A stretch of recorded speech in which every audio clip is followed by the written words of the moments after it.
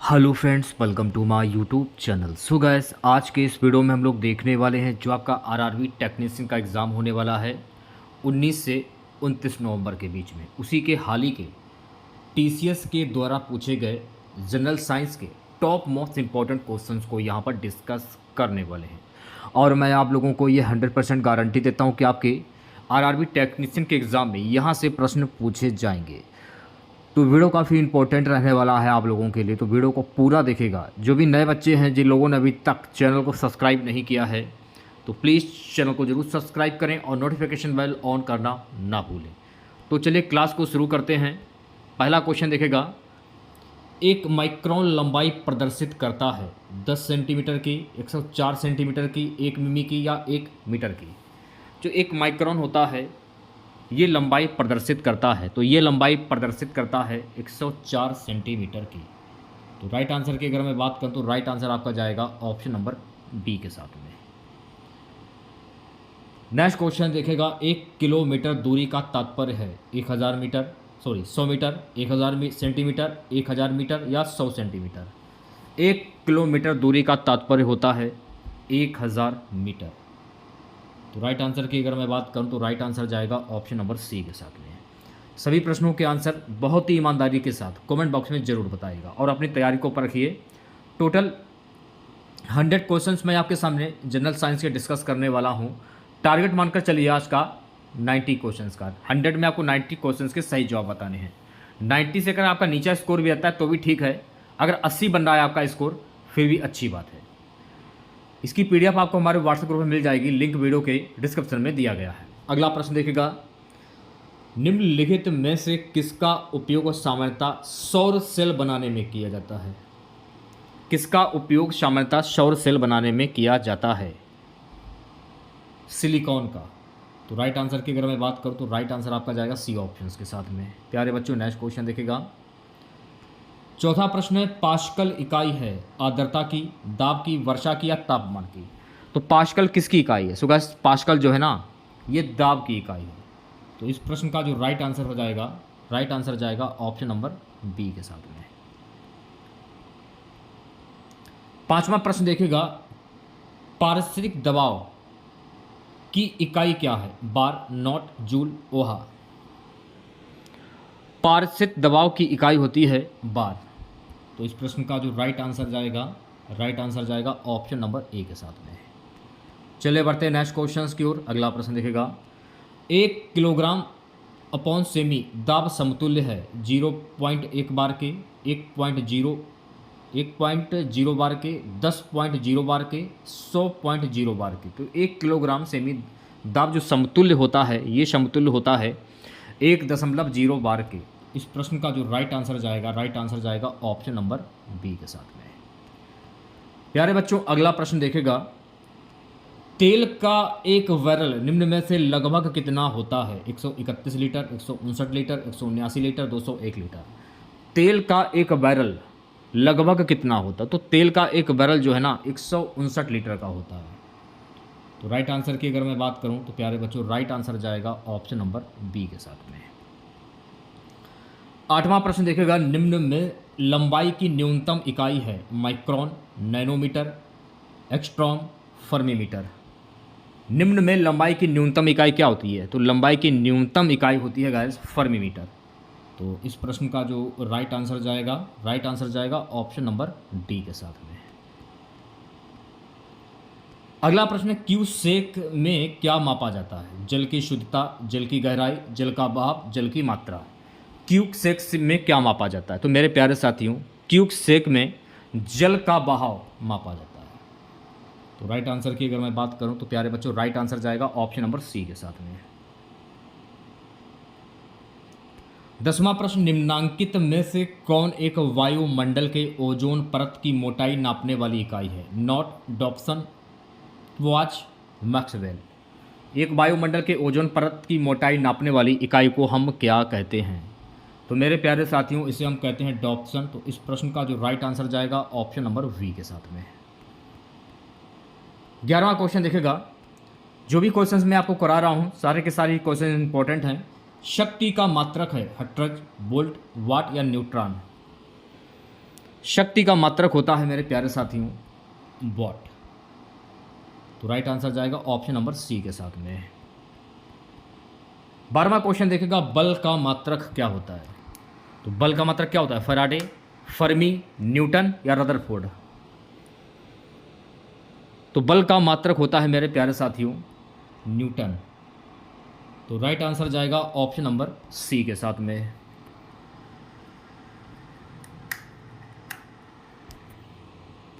अगला क्वेश्चन देखेगा, कार्य का मात्रक क्या होता है? जूल, न्यूट्रॉन, वाट या डाइन? कार्य का मात्रक क्या होता है? इंपॉर्टेंट क्वेश्चन है, 5 स्टार लगा लीजिए। कार्य का मात्रक क्या होता है? तो कार्य का मात्रक होता है जूल। तो इस प्रश्न का राइट आंसर हो जाएगा ऑप्शन नंबर ए। 14वां क्वेश्चन देखेगा, चालक की वैद्युत प्रतिरोधकता की इकाई को क्या कहते हैं? फराड, वोल्ट, एम्पियर, ओम मीटर?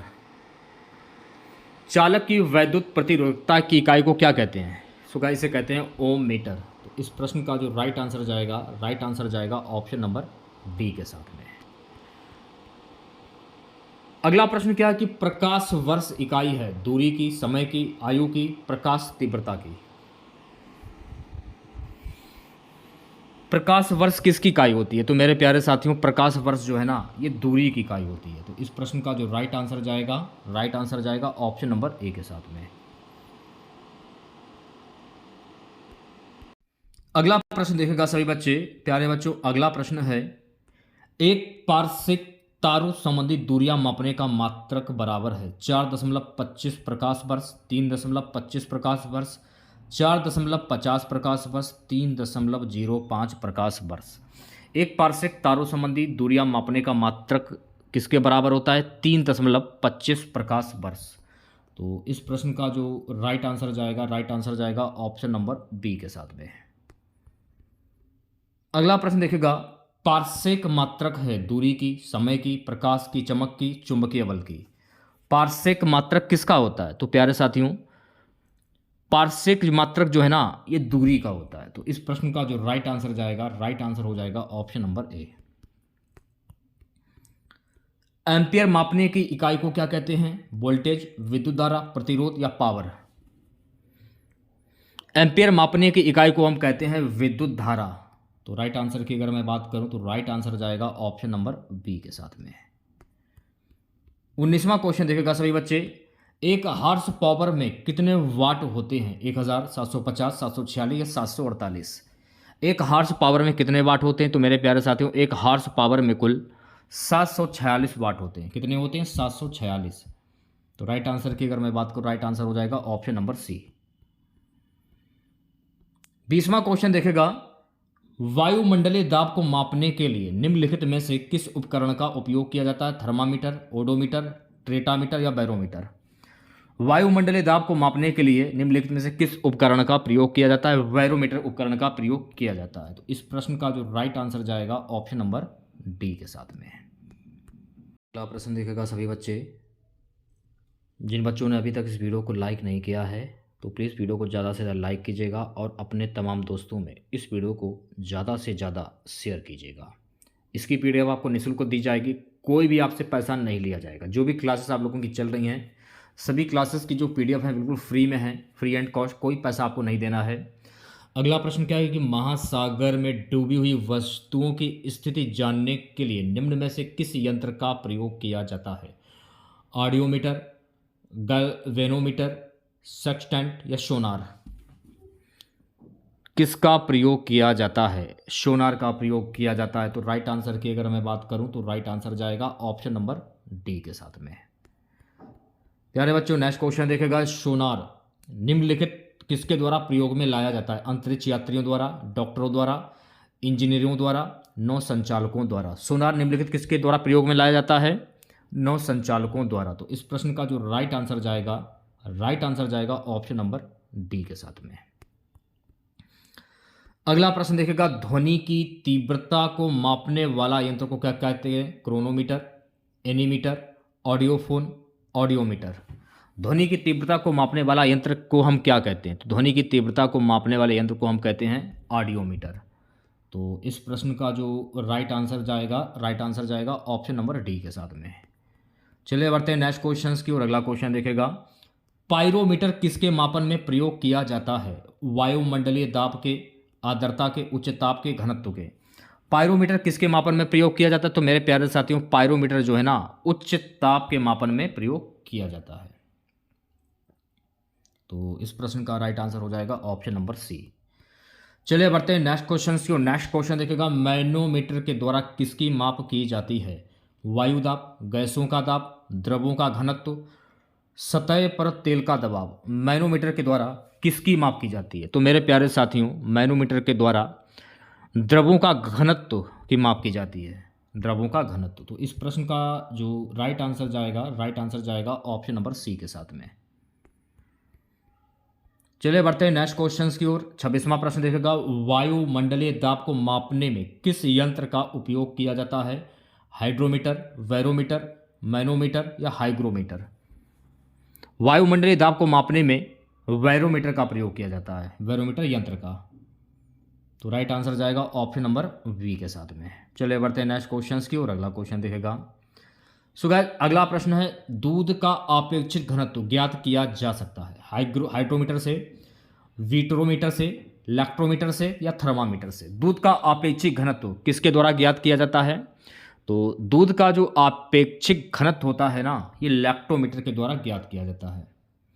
तो राइट आंसर की अगर मैं बात करूं तो राइट आंसर जाएगा ऑप्शन नंबर सी के साथ में। ठीक है, नेक्स्ट क्वेश्चन देखेगा सभी बच्चे, वायुमंडल की सापेक्ष आर्द्रता नापी जाती है? हाइड्रोमीटर से, हाइग्रोमीटर से, लैक्टोमीटर से या पोटेंशियोमीटर से। तो वायुमंडल की सापेक्ष आर्द्रता जो है ना, ये हाइग्रोमीटर से मापी जाती है। तो इस प्रश्न का जो राइट आंसर जाएगा ऑप्शन नंबर वी के साथ में। प्यारे बच्चों, अगला प्रश्न देखेगा, सोने की शुद्धता को नापने के लिए कौन सा उपकरण प्रयोग में लाया जाता है? हाइड्रोमीटर, हाइग्रोमीटर, स्पेक्ट्रोमीटर या कैरेटोमीटर। सोने की शुद्धता को नापने के लिए कौन सा उपकरण प्रयोग में लाया जाता है? कैरेटोमीटर। तो इस प्रश्न का जो राइट आंसर जाएगा ऑप्शन नंबर डी के साथ में। अगला प्रश्न देखेगा सभी बच्चे, रक्त दाब मापने के यंत्र का नाम क्या है? टैकोमीटर, स्फिग्नोमैनोमीटर, एक्टीमीटर या बैरोमीटर। रक्त दाब मापने का जो यंत्र होता है उसका नाम क्या है, उसको क्या कहते हैं? स्फिग्नोमैनोमीटर कहते हैं। तो राइट आंसर की अगर मैं बात करूं तो राइट आंसर जाएगा ऑप्शन नंबर वी के साथ में। ठीक है, नेक्स्ट क्वेश्चन देखिएगा सभी बच्चे, 31वां क्वेश्चन से, प्रकाश की तीव्रता नापने के लिए जिस उपकरण का उपयोग किया जाता है उसे क्या कहते हैं? Anemometer, कोलोरोमीटर, लक्समीटर, altimeter. प्रकाश की तीव्रता नापने के लिए जिस उपकरण का उपयोग किया जाता है उसे क्या कहते हैं? उसे हम कहते हैं लक्समीटर। तो प्यारे बच्चों, इस प्रश्न का जो राइट आंसर जाएगा सी ऑप्शंस के साथ में। चलिए बढ़ते हैं नेक्स्ट क्वेश्चन की और अगला क्वेश्चन देखेगा सभी बच्चे, रडार आपने नाम सुना होगा। रडार उपयोग में आता है प्रकाश तरंगों द्वारा वस्तुओं का पता लगाने में, ध्वनि तरंगों का परावर्तित कर वस्तुओं का पता लगाने में, रेडियो तरंगों द्वारा वस्तुओं की स्थिति ज्ञात करने में, वर्षा करने वाले बादलों का पीछा करने में। तो इस प्रश्न का राइट आंसर हो जाएगा रेडियो तरंगों द्वारा वस्तुओं की स्थिति ज्ञात करने में। ऑप्शन नंबर सी करेक्ट हो जाएगा। अगला प्रश्न क्या है, निम्न में कौन सी राशि रिएक्टर पैमाने पर मापी जाती है? हिमनदी की चाल, जनसंख्या वृद्धि, भूकंप की तीव्रता, पृथ्वी के अंदर का तापमान। निम्न में से कौन सी राशि रिएक्टर पैमाने पर मापी जाती है? भूकंप की तीव्रता, जो कि रिएक्टर पैमाने पर मापी जाती है। तो इस प्रश्न का जो राइट आंसर जाएगा सी ऑप्शंस के साथ में। भूकंपों की तीव्रता मापी जाती है रिक्टर पैमाना में, डेसिबल पैमाना में, पीएच पैमाना में, सेल्सियस पैमाना में। तो भूकंपों की तीव्रता कैसे मापी जाती है? तो मेरे प्यारे साथियों, भूकंपों की जो तीव्रता होती है ना, ये रिक्टर पैमाना में मापी जाती है। तो इस प्रश्न का राइट आंसर जाएगा ऑप्शन नंबर ए के साथ में। अगला प्रश्न देखिएगा सभी बच्चे, निम्न में भूकंप मापी यंत्र कौन सा है? Crescograph, seismograph, Geiger counter, rain gauge. निम्न में भूकंप मापी यंत्र कौन सा है? सिस्मोग्राफ जो है ना, ये भूकंप मापी यंत्र है। तो इस प्रश्न का जो राइट आंसर जाएगा ऑप्शन नंबर वी के साथ में।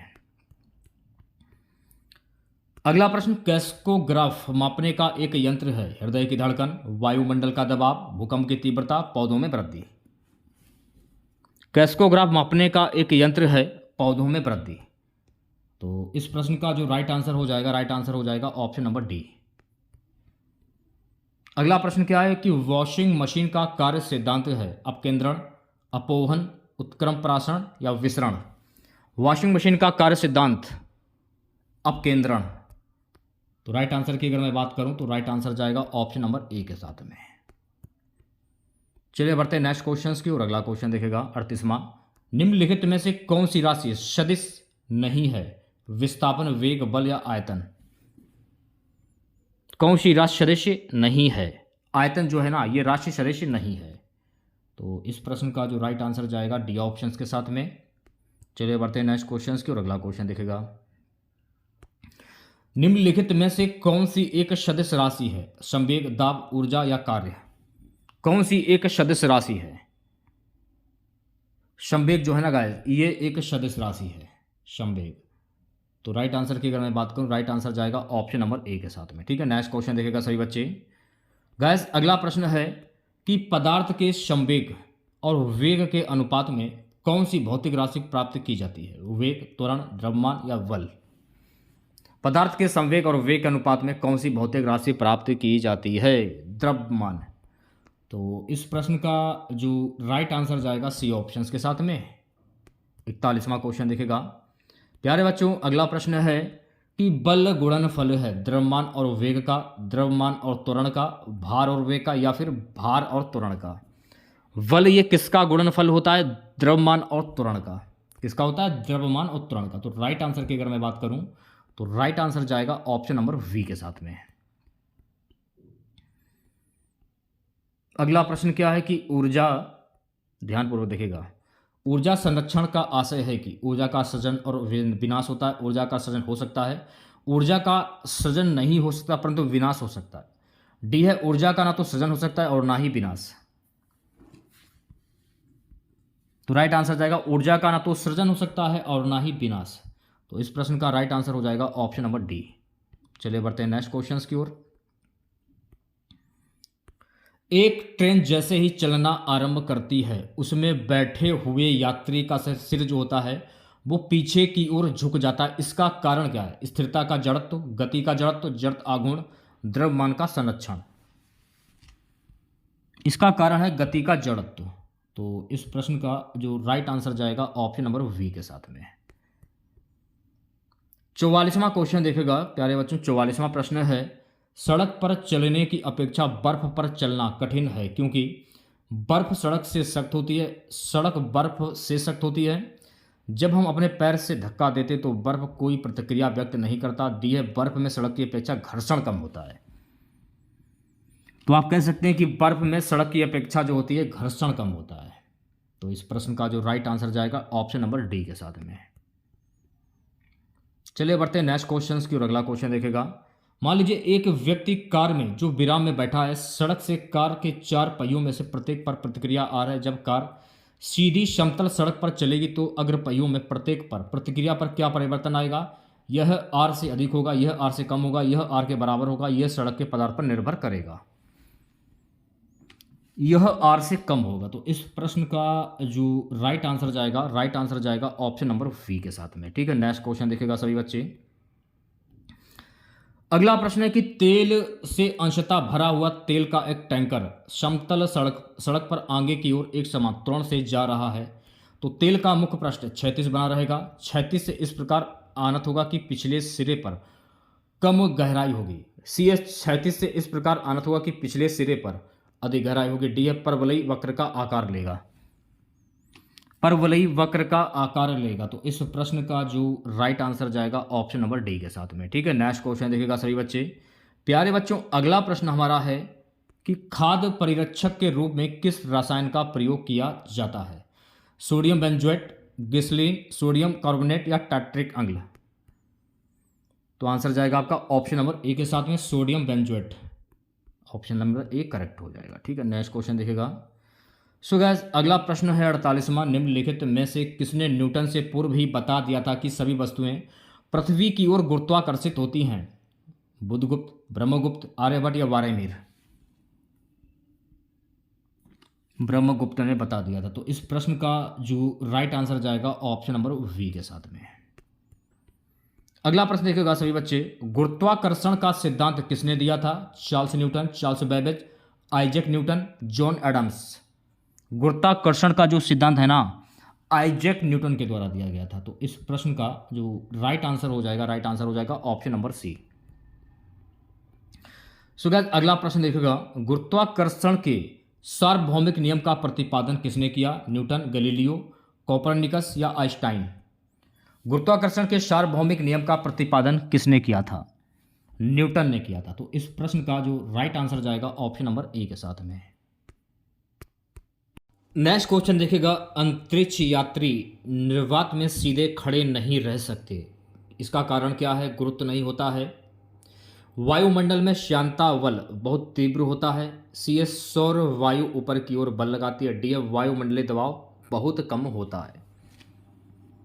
गुरुत्व तो नहीं होता है। तो इस प्रश्न का जो राइट आंसर हो जाएगा ऑप्शन नंबर ए। चलिए बढ़ते हैं नेक्स्ट क्वेश्चन की ओर प्यारे बच्चों। अगला प्रश्न देखेगा, अंतरिक्ष यान जो चक्कर लगा रहा है से एक सेब छोड़ा जाता है तो वह पृथ्वी की ओर गिरेगा, कम गति से गतिमान होगा, अंतरिक्ष यान के साथ साथ उसी गति से गतिमान होगा, डी है अधिक गति से गतिमान होगा। अंतरिक्ष यान जो चक्कर लगा रहा है, जो एक सेब छोड़ा जाता है तो वह अंतरिक्ष यान के साथ साथ उसी गति से गतिमान होगा। तो इस प्रश्न का जो राइट आंसर जाएगा सी ऑप्शन के साथ में। अगला प्रश्न देखेगा सभी बच्चे। सो गाइस अगला प्रश्न है कि पीसा की झुकी हुई मीनार गिर नहीं जाती, इसका कारण क्या है? वह शीर्ष भाग में पतली हो गई है, वी है वह बड़े तल क्षेत्रफल को आच्छादित करती है, इसका गुरुत्वाकर्षण केंद्र निम्नतम स्तर में रहता है, डी है गुरुत्व केंद्र से जाने वाली ऊर्ध्वाधर लाइन रेखा तल के अंदर रहती है, इसका कारण क्या है? ऑप्शन नंबर डी करेक्ट हो जाए, गुरुत्व केंद्र से जाने वाली ऊर्ध्वाधर लाइन रेखा तल के अंदर रहती है। चलिए बढ़ते हैं नेक्स्ट क्वेश्चन की ओर प्यारे बच्चों। अगला प्रश्न देखेगा, यदि पृथ्वी और सूर्य की दूरी जो है उसके स्थान पर दोगुनी होती तो सूर्य द्वारा पृथ्वी पर गुरुत्वाकर्षण बल जो पड़ता है वह है अब जितना है उसका दोगुना, अब जितना है उसका चार गुना, अब जितना है उसका चौथा भाग, अब जितना है उसका आधा भाग। जगह कॉल कर रहे हैं। तो मैं अगर राइट आंसर की अगर बात करूं तो राइट आंसर आपका जाएगा ऑप्शन नंबर सी के साथ में, अब जितना है उसका चौथा भाग। तो सी ऑप्शन जो है करेक्ट हो जाएगा। चलिए बढ़ते हैं नेक्स्ट क्वेश्चन की ओर। अगला प्रश्न है कि जब कोई वस्तु ऊपर से गिराई जाती है तो उसका भार होता है शून्य, अपरिवर्तित, परिवर्तनशील, सभी गलत हैं। अपरिवर्तित। तो राइट आंसर की अगर मैं बात करूं तो राइट आंसर जाएगा ऑप्शन नंबर वी के साथ में। चलिए बढ़ते हैं नेक्स्ट क्वेश्चन की ओर प्यारे बच्चों। अगला प्रश्न है कि लकड़ी, लोहे व मोम के समान आकार के टुकड़ों को समान ऊंचाई से पृथ्वी पर गिराया जाता है, कौन सा टुकड़ा सर्वप्रथम पृथ्वी की सतह पर पहुंचेगा? लकड़ी, मोम, लोहा सभी साथ साथ पहुंचेंगे, सभी साथ साथ पहुंचेंगे। तो इस प्रश्न का जो राइट आंसर जाएगा ऑप्शन नंबर डी के साथ में।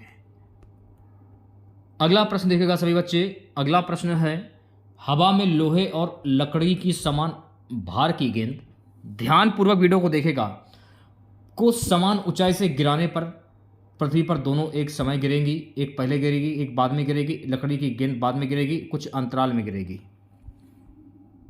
लकड़ी की गेंद बाद में गिरेगी। तो इस प्रश्न का जो राइट आंसर जाएगा ऑप्शन नंबर सी के साथ में।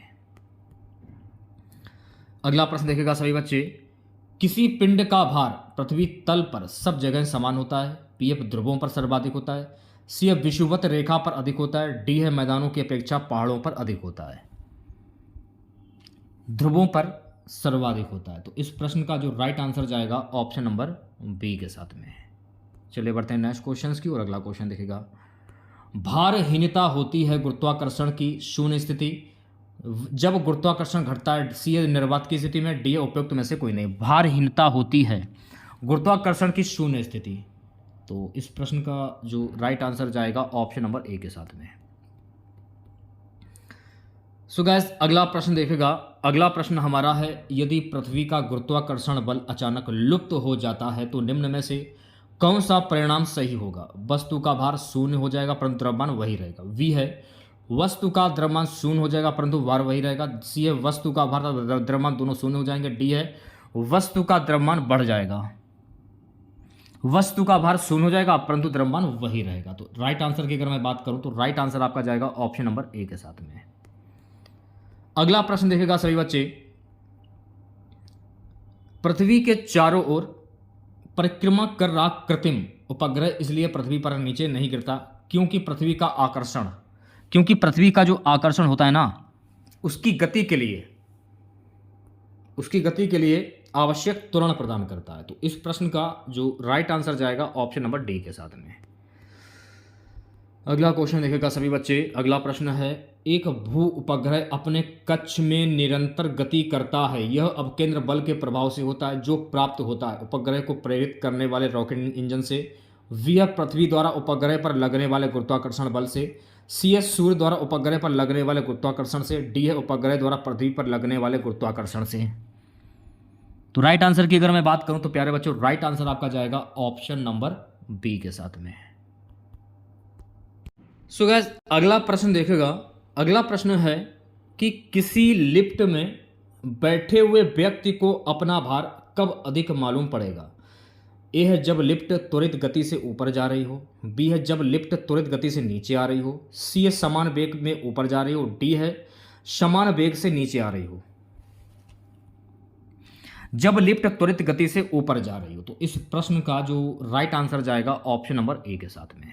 चलिए बढ़ते हैं नेक्स्ट क्वेश्चन की ओर। अगला क्वेश्चन देखेगा, लोलक की कालावधि टाइम पीरियड द्रव्यमान के ऊपर निर्भर करती है, लंबाई के ऊपर निर्भर करती है, समय के ऊपर निर्भर करती है, ताप क्रम के ऊपर निर्भर करती है। तो लोलक की कालावधि किस पर निर्भर करती है, लंबाई के ऊपर निर्भर करती है। तो राइट आंसर की अगर मैं बात करूं तो राइट आंसर जाएगा ऑप्शन नंबर वी के साथ में। ठीक है। अगला प्रश्न देखेगा सभी बच्चे, लोलक घड़ियां गर्मियों में सुस्त हो जाती हैं, इसका कारण क्या है। गर्मियों में दिन लंबे होते हैं, बी है कुंडली में घर्षण होता है, सी है लोलक की लंबाई बढ़ जाती है, डी है लोलक के भार में परिवर्तित हो जाता है, लोलक की लंबाई बढ़ जाती है। तो राइट आंसर की अगर मैं बात करूं प्यारे बच्चों राइट आंसर जाएगा ऑप्शन नंबर सी के साथ में। ठीक है। नेक्स्ट क्वेश्चन देखेगा। अगला प्रश्न है, एक लड़की झूले पर बैठी स्थिति में झूला झूल रही है, उस लड़की के खड़े हो जाने पर प्रदेल आवर्तकाल क्या होगा, कम हो जाएगा, अधिक हो जाएगा, लड़की की ऊंचाई पर निर्भर करेगा, अपरिवर्तित रहेगा, कम हो जाएगा। तो राइट आंसर आपका जाएगा ऑप्शन नंबर ए के साथ में। चलिए बढ़ते हैं नेक्स्ट क्वेश्चन की ओर। अगला क्वेश्चन देखेगा सभी बच्चे, पेंडुलम घड़ी तीव्र गति से चल सकती है ग्रीष्म ऋतु में, शीतकाल में, बसंत ऋतु में या फिर वर्षा ऋतु में। पेंडुलम घड़ी तीव्र गति से चल सकती है शीतकाल में। तो राइट आंसर की अगर मैं बात करूं तो प्यारे बच्चों राइट आंसर जाएगा ऑप्शन नंबर बी के साथ में। अगला प्रश्न है, पृथ्वी का पलायन वेग है 15.0 किलोमीटर प्रति सेकंड, 21 किलोमीटर प्रति सेकंड, 7 किलोमीटर प्रति सेकंड, 11.2 किलोमीटर प्रति सेकंड। पृथ्वी का पलायन वेग है 11.2 किलोमीटर प्रति सेकंड। तो राइट आंसर की अगर मैं बात करूं तो राइट आंसर आपका जाएगा डी ऑप्शन के साथ में। अगले क्वेश्चन की ओर बढ़ते हैं। नेक्स्ट क्वेश्चन देखेगा, अगर किसी वस्तु को 8 किलोमीटर प्रति सेकंड के वेग से अंतरिक्ष में फेंका जाए तो क्या होगा।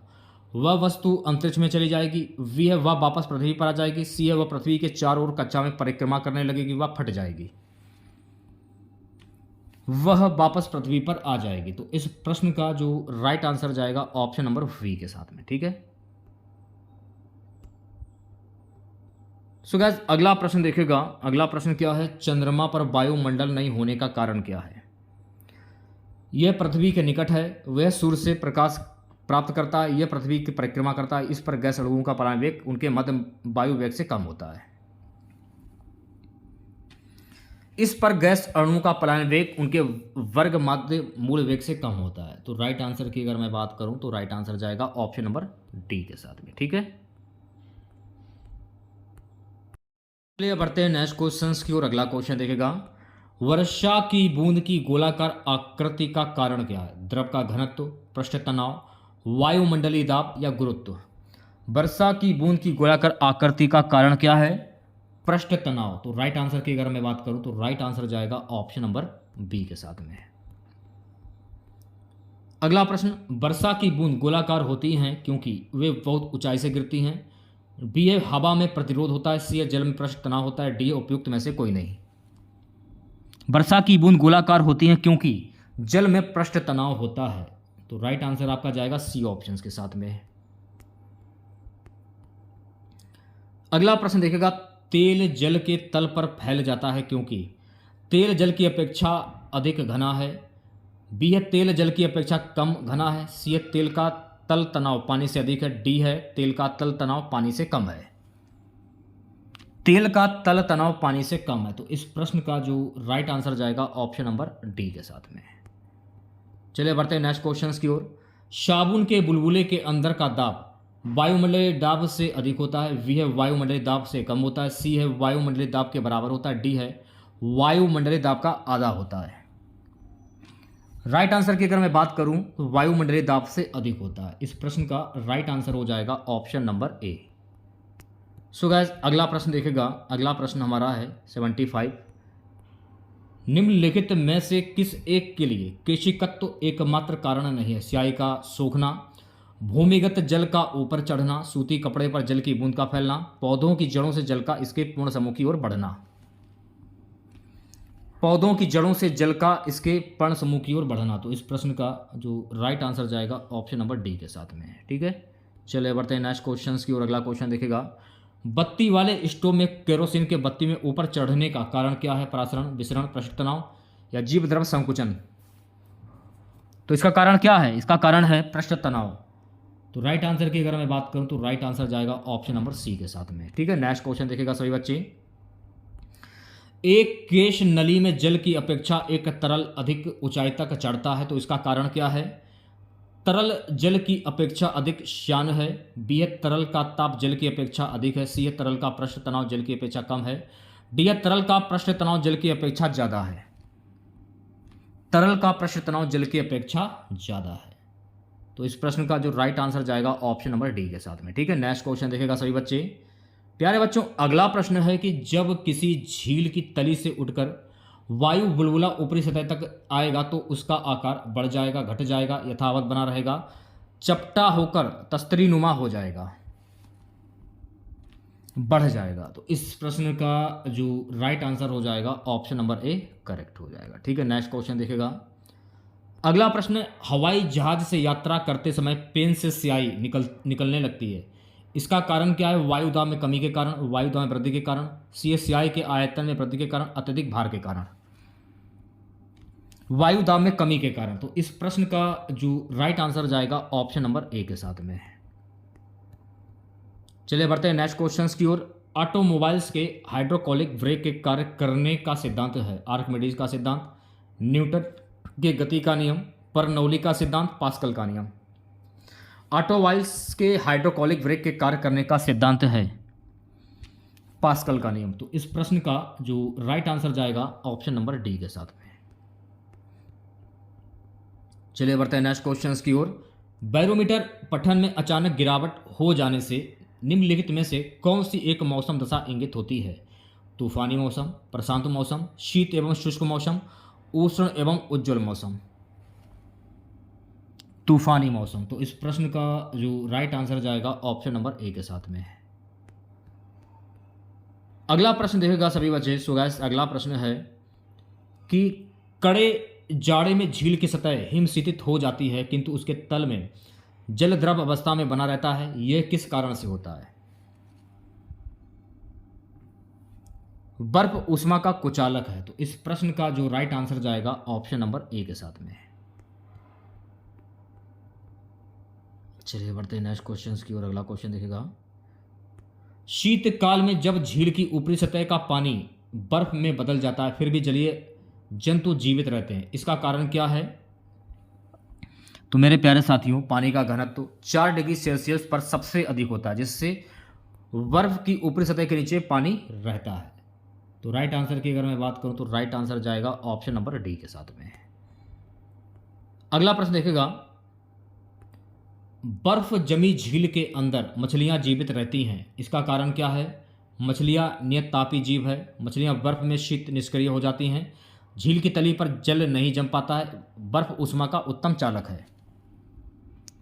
झील की तली पर जल नहीं जम पाता है। तो राइट आंसर की अगर मैं बात करूं तो राइट आंसर जाएगा ऑप्शन नंबर सी के साथ में। ठीक है, नेक्स्ट क्वेश्चन देखेगा। अगला प्रश्न है गाइस कि वस्तु की मात्रा बदलने पर अपरिवर्तित रहेगा, आयतन, भार, द्रव्यमान या घनत्व। वस्तु की मात्रा बदलने पर अपरिवर्तित क्या रहता है? घनत्व। तो राइट आंसर की अगर मैं बात करूं तो राइट आंसर जाएगा ऑप्शन नंबर डी के साथ में।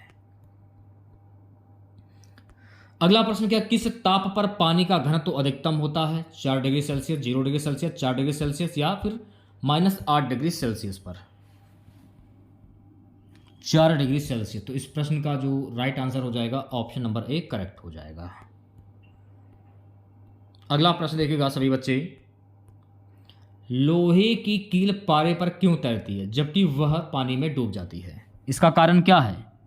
लोहे का घनत्व पानी से अधिक है तथा पारे से कम। तो इस प्रश्न का जो राइट आंसर जाएगा ऑप्शन नंबर सी के साथ में। मान लीजिए एक सुई पानी में डूब जाती है जबकि लोहे से बना जहाज पानी पर तैरता है। इसका कारण क्या है? सुई का आपेक्षिक घनत्व उसके द्वारा हटाए हुए एक पानी के आपेक्षिक घनत्व से अधिक होता है। तो इस प्रश्न का राइट आंसर हो जाएगा ऑप्शन नंबर डी। चलिए बढ़ते हैं नेक्स्ट क्वेश्चन की ओर। अगला क्वेश्चन देखेगा सभी बच्चे, लोहे की सुई पानी की सतह पर किस कारण से तैरती रहती है? पानी के उत्प्लावन बल के कारण, पृष्ठ तनाव के कारण, श्यानता के कारण, गुरुत्वाकर्षणीय बल के कारण। लोहे की सुई पानी की सतह पर किस कारण से तैरती रहती है? पृष्ठ तनाव के कारण। तो इस प्रश्न का जो राइट आंसर जाएगा ऑप्शन नंबर वी के साथ में। अगला प्रश्न देखेगा सभी बच्चे। सो गाइस अगला प्रश्न हमारा है, जब कुएं से पानी की बाल्टी को ऊपर खींचते हैं तो हमें महसूस होता है कि बाल्टी पानी की सतह से ऊपर भारी हो गई है, पानी की सतह से ऊपर हल्की हो गई है, पानी से बाहर आकर स्थिरता खो बैठी है, पानी से बाहर आकर उसके द्रव्यमान में वृद्धि हुई है। पानी की सतह से ऊपर भारी हो गई। तो राइट आंसर की अगर मैं बात करूं तो राइट आंसर जाएगा ऑप्शन नंबर ए के साथ में। करते हैं नेक्स्ट क्वेश्चन की ओर। प्यारे बच्चों अगला प्रश्न देखेगा, बादलों के वायुमंडल में तैरने का कारण क्या है? उनका कम ताप, वेग, दाब या घनत्व? आंसर जाएगा आपका ऑप्शन नंबर डी के साथ में, घनत्व। अगला प्रश्न देखेगा सभी बच्चे। सो गाइस अगला प्रश्न है कि समुद्र में प्लवन करते हुए आइसबर्ग का कितना भाग समुद्र की सतह से ऊपर होता है? 1/9, 1/10, 1/6 या 1/4?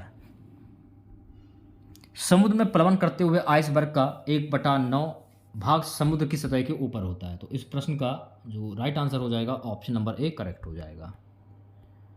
चलिए बढ़ते हैं नेक्स्ट क्वेश्चन की ओर। अगला क्वेश्चन देखेगा, पानी के एक ग्लास में एक बर्फ का टुकड़ा तैर रहा है। जब बर्फ पिघलती है तो पानी के स्तर पर क्या प्रभाव होता है? बढ़ेगा, कम होगा, उतना ही होगा, पहले बढ़ेगा या फिर कम होगा? उतना ही होगा। तो राइट आंसर की बात करूं, राइट आंसर हो जाएगा ऑप्शन नंबर सी। अगला प्रश्न देखेगा, पानी के 4 डिग्री सेल्सियस पर शरीर तैरता, यदि तापमान 100 डिग्री से हो जाए तो शरीर डूब जाएगा, कोई परिवर्तन नहीं होगा, कुछ अधिक भाग पानी में डूबेगा, अधिक आसानी से तैरेगा। शरीर डूब जाएगा। तो इस प्रश्न का जो राइट आंसर जाएगा ऑप्शन नंबर ए के साथ में। अगला प्रश्न देखेगा, समुद्र में नदी की अपेक्षा तैरना आसान होता है क्योंकि समुद्री जल नमकीन होता है, बी है समुद्री जल गहरा होता है, सी है समुद्री जल भारी होता है, डी है समुद्री जल हल्का होता है। समुद्र में नदी की अपेक्षा तैरना आसान होता है, इसका कारण क्या है? समुद्री जल नमकीन होता है। तो इस प्रश्न का जो राइट आंसर हो जाएगा, राइट आंसर जाएगा ऑप्शन नंबर ए के साथ में। अगला प्रश्न, जब कोई जहाज नदी से सागर में घुसता है तो क्या होता है? वह कुछ ऊपर उड़ता है, वह कुछ नीचे जाता है, वह उसी तल पर रहता है, वह समुद्र की तली में डूब जाता है। जब कोई जहाज नदी से सागर में घुसता तो क्या होता है? वह कुछ ऊपर उड़ता है। तो राइट आंसर की अगर मैं बात करूं तो राइट आंसर जाएगा ऑप्शन नंबर ए के साथ में। अगला प्रश्न, प्रकाश विकिरणों की प्रकृति होती है तरंग के समान, कण के समान, तरंग एवं कण दोनों के समान, तरंग एवं कण किसी के समान नहीं। तरंग एवं कण दोनों के समान। तो इस प्रश्न का जो राइट आंसर जाएगा ऑप्शन नंबर सी के साथ में। DOTS किससे पीड़ित रोगियों को दिया जाने वाला उपचार है? पोलियो, एड्स, क्षय रोग, हेपेटाइटिस? तो राइट आंसर की अगर मैं बात करूं तो क्षय रोग।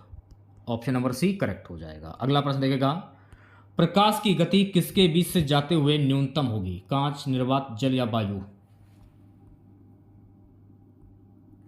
कांच। इस प्रश्न का राइट आंसर हो जाएगा ऑप्शन नंबर ए।